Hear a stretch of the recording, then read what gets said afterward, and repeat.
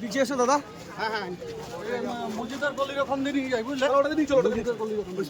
স্পটটা যাবে। আইসি স্পটে আছে। সুভাষ স্যার পেছনে, সুভাষ স্যার। আর এখানে আমাদের বিধায়কও আছে, আমি নিজেও এসেছি। আমরা নেট পাম্প 20 করেছি, 20টা গাড়ির ব্যবস্থা এখানে করেছি আমরা। আর এখন গাড়ি অনেকগুলো গাড়ি কাজ করছে, 10 থেকে 12টা গাড়ি কাজ করছে এখানে। আর এখানকার মানুষ খুব সহযোগিতা করেছে। একটা বড় ঘটনা হয়েছে, আগুন লেগেছে, আমরা চেষ্টা করছি তাড়াতাড়ি এটাকে কন্ট্রোল করতে। এখনো পর্যন্ত 10 থেকে 12টার মতো ইঞ্জিন এসছে। আমরা নেট পাম্প 20 করেছি, 10 থেকে 12টা গাড়ি এখানে এসছে।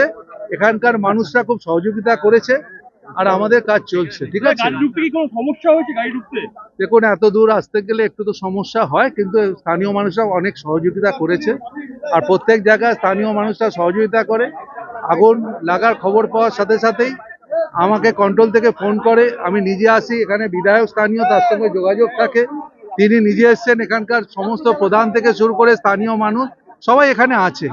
একটা পরিস্থিতি হয়েছে, অনেক প্লাস্টিক আছে, দাহ্য পদার্থ আছে, এটা কন্ট্রোলে তো একটু সময় লাগবে, কিন্তু আগুন আর বাড়বে না, এটুকু বলতে পারি।